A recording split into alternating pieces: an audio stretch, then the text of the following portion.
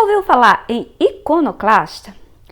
Já parou para pensar que segredo esconde o cérebro das pessoas geniais? E quais obstáculos atrapalham o seu pensamento inovador e impede você de ir muito mais além?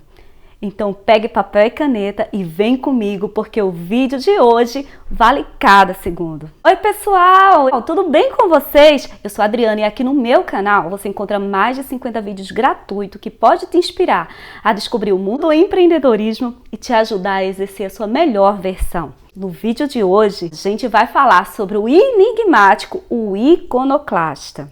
Gente, esse livro, ele é escrito pelo Gregory Berns. Ele foi lançado nos Estados Unidos pela Harvard Business Press. Ele é um livro que contém 269 páginas. E, gente, afirmo para vocês, é um dos livros mais enigmáticos que eu li nesse ano de 2019. Esse livro, ele me estressou. Confesso, gente, que muitas vezes eu perdi a paciência. Ele é um livro de uma leitura muito chata. Diferente dos livros que eu costumo ler, gente, ele é um livro muito científico. Ele faz diversos estudos com seres humanos, inúmeros estudos científicos e torna-se uma leitura muito complexa. Então, se você é uma daquelas pessoas que não curte leituras muito complexas, leituras muito densas, leituras científicas, com certeza esse livro não é para você. Agora, se você é uma pessoa que gosta de conhecer coisas diferentes, se gosta de ter informações diferentes, se você é uma pessoa, como a gente vai ver, iconoclasta, eu acredito que vale a pena a leitura. Aí, você deve estar se perguntando, mas Adriana, por que falar sobre o iconoclasta em um canal de negócios voltado para o empreendedorismo? Aí é que está, gente. Gregory Berns defende que o iconoclasta é uma peça fundamental dentro de uma empresa e dentro de qualquer organização. Gente, o iconoclasta é uma pessoa que tende a ver coisas onde ninguém mais consegue visualizar. Ele enxerga formas, ele cria coisas, ele não se contenta com o comum, ele tem uma percepção totalmente aguçada, diferente das pessoas com senso comum. É aquela pessoa que cria novas oportunidades. Eles são pessoas ousadas, são pessoas arrojadas, qualquer área que ele deseja atuar, qualquer segmento, é uma pessoa que vai criar inovações, seja no setor de tecnologia, seja para criar uma estação espacial, seja no mundo dos negócios, seja em qualquer corporação, seja no mundo artístico, é o profissional que se adapta às mais diversas situações. Então, justamente essa capacidade de ver as coisas diferentes faz com que ele seja um profissional desejado pelos mais diversos segmentos. O próprio nome, gente, iconoclasta, ele fala que são imagens quebradas. Então percebe que o pensamento iconoclasta, a pessoa que tende a agir dessa forma, ela tende a quebrar padrões, ela tende a quebrar ícones, ela tende a quebrar paradigmas. Elas interpretam uma realidade diferente do que a gente costuma ver. Sabe, é como se elas olhassem e enxergassem coisas que as pessoas comuns não conseguem enxergar. Nunca se contenta com o óbvio. Sabe aquela pessoa que está o tempo todo dizendo que pode fazer aquilo que todas as outras pessoas dizem que não pode ser feito? Vocês percebem uma pequena similaridade com o perfil empreendedor? Porque, gente, nós empreendedores somos pessoas que muitas vezes a gente enxerga coisas que muitas pessoas, olhando na mesma direção, não conseguem enxergar. As ideias dos empreendedores, muitas vezes, chegam a ser ideias malucas. Por quê? Porque eles têm esse perfil totalmente iconoclasta. Eles enxergam coisas que outras pessoas não conseguem ver. De acordo com o dicionário, iconoclasta quer dizer ícone, vem de imagem, e clasta quer dizer imagem quebrada. Significa uma pessoa incomum que interpreta a realidade de forma totalmente distinta. Mas Adriana, quais segredos guarda esses seres tão geniais? Bem, gente, para o autor, o cérebro de um iconoclasta, ele funciona de uma forma totalmente diferente das demais pessoas. Por quê? Por se basear em 3 aspectos básicos: na percepção, na resposta do medo e na inteligência social. Ou seja, na maneira como a gente se relaciona, na forma como fazemos conexões. Para Berns, a percepção não é apenas o modo como percebemos as coisas, mas está totalmente relacionado à soma de todas as suas experiências anteriores. Para ele, o cérebro, quando olha para algo, ele meio que tenta distinguir e escolher baseado nas experiências passadas, qual a imagem a ser escolhida. Ou seja, não é uma escolha imparcial. Essa escolha é baseada naquele ponto de vista, por isso que fala que cada pessoa tem uma maneira de ver as coisas, como se cada pessoa ela tivesse o seu próprio cenário. Por quê? Porque todas essas escolhas, elas são baseadas justamente nos seus valores, princípios, pressupostos, na forma como cada um viveu até aquele determinado momento. Então o cérebro faz uma varredura sobre todas essas imagens e quando ele olha para aquela determinada situação, ele tende a escolher a imagem baseada no que você pensa e no que você sente. Trata-se, portanto, gente, de um problema de interpretação. E aí é onde mora a grande complexidade. Imagine por um instante que tudo pode ter múltiplas interpretações. E como o cérebro, ele escolhe aquela que representa a melhor opção para ele, existem diversas possibilidades. E aí, gente, ele muitas vezes acostuma ver as coisas da mesma forma, tipo, baseado nas suas experiências, mas da mesma maneira. Por quê? Porque o cérebro, ele é preguiçoso, então ele tenta economizar energia. E aí, gente, uma coisa interessante é que quando você começa a trazer novos estímulos, novas informações. E quanto mais radical for a mudança pela qual você estiver passando, maior a probabilidade de você gerar novos insights, novas conexões neurais, baseado naquela nova gama de informações. Porque como ele consulta aquela sua base de dados, ela ampliou, ela está maior. Então você conta com muito mais informações na hora que você gera essa nova percepção. Por isso que o autor fala que quanto mais impactante, quanto mais forte a mudança pela qual você está passando, sabe aquele processo de resiliência que as pessoas passam pelo processo de transformação?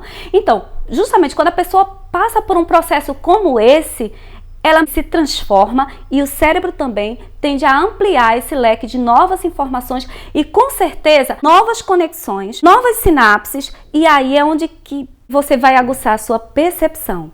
Por isso, para que você pense como iconoclasta, é necessário que você viva novas experiências, traga novos estímulos, novas informações, que você esteja o tempo todo alimentando o seu cérebro. Imagina um exemplo, gente. Muitas vezes a gente está acostumada a sempre buscar informação no mesmo nicho, no mesmo segmento. Para que você gere uma percepção diferente, perceba que é necessário que você traga informações diferentes. Muitas vezes trazer até informações de outros segmentos para que você gere esse pensamento iconoclasta. O segundo aspecto que faz com que você gere um pensamento iconoclasta é saber como lidar com o medo. O medo em si, ele gera diversas emoções. Então, como diz o Daniel Goleman, elas têm um sequestro emocional. Então, dentro disso, o medo meio que cega as pessoas. Então, ele faz diversas situações no corpo, mexe com todos os nossos hormônios e altera totalmente a nossa percepção.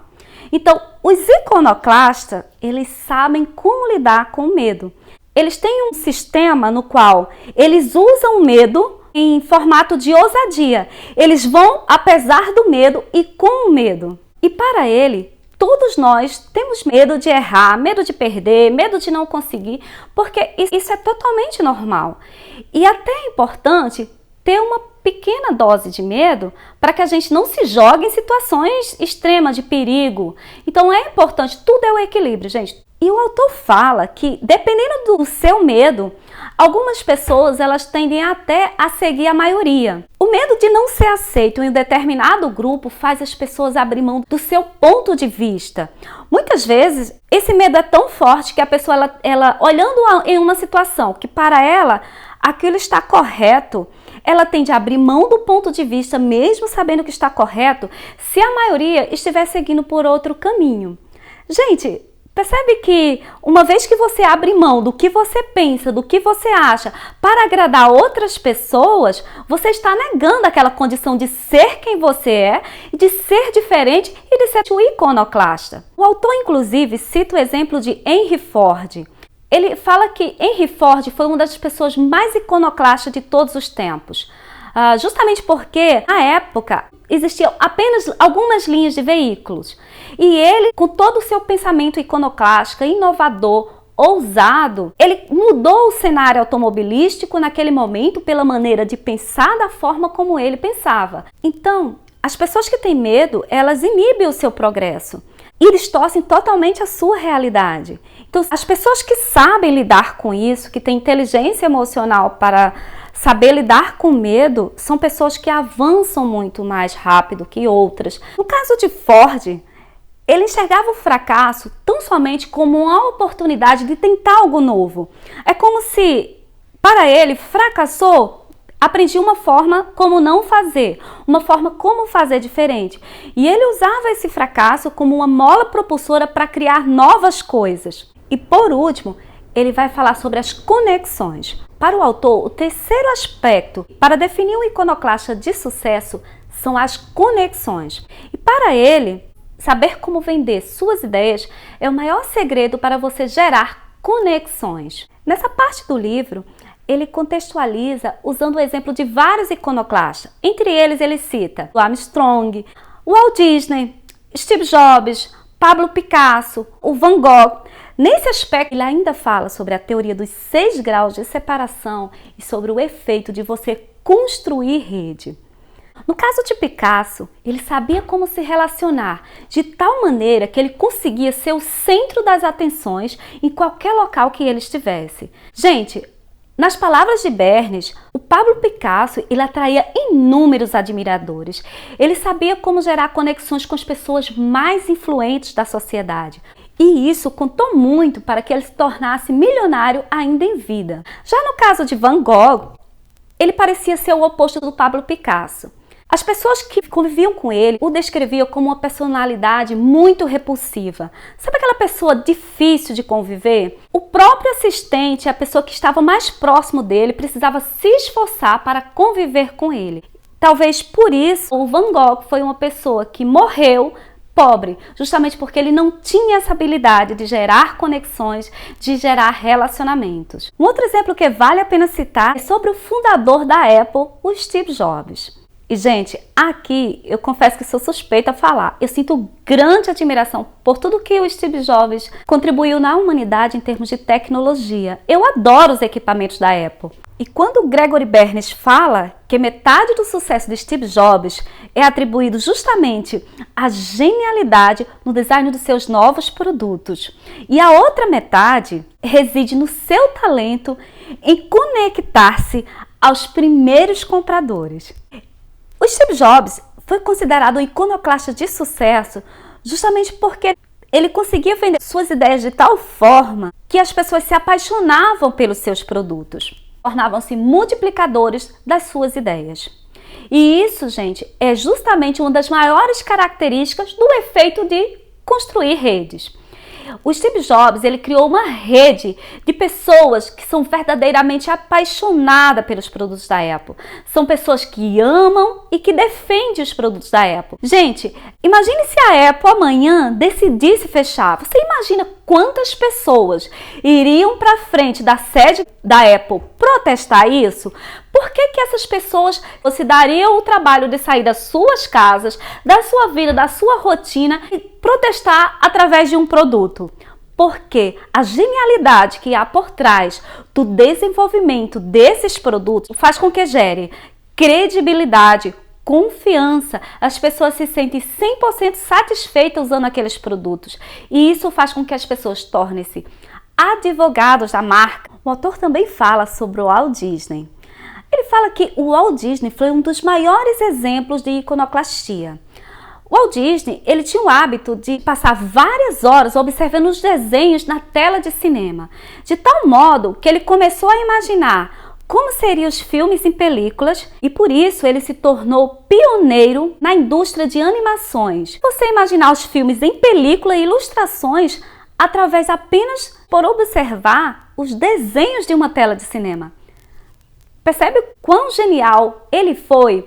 E por fim, a proposta central desse livro é demonstrar como nós podemos pensar de forma iconoclasta. É nos estimular a fazer coisas que as outras pessoas dizem que não pode ser feito.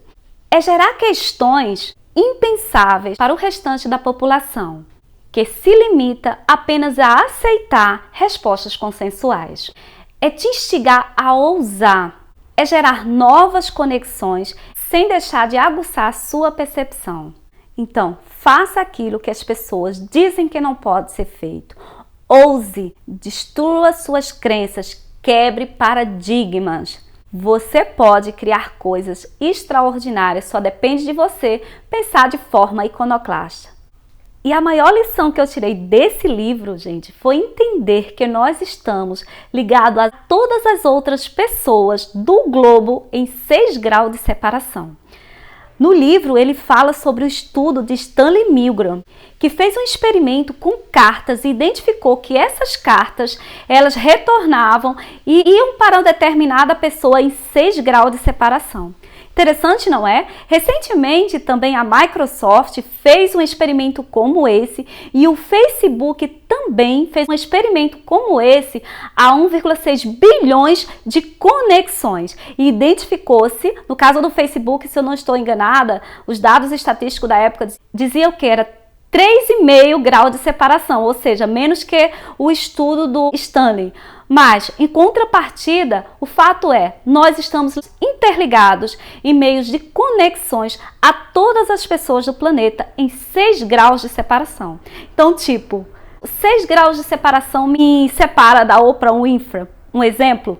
Interessante, não é? Espero que vocês tenham gostado das ideias desse livro, porque eu adorei compartilhar elas com vocês. Deixe seu comentário aqui embaixo, que eu vou adorar estar interagindo com você. E se você gostou desse conteúdo, se inscreva no canal, compartilhe com outras pessoas que gostam de ideias diferentes, que gostam de ouvir mais sobre negócios, sobre empreendedorismo. E você?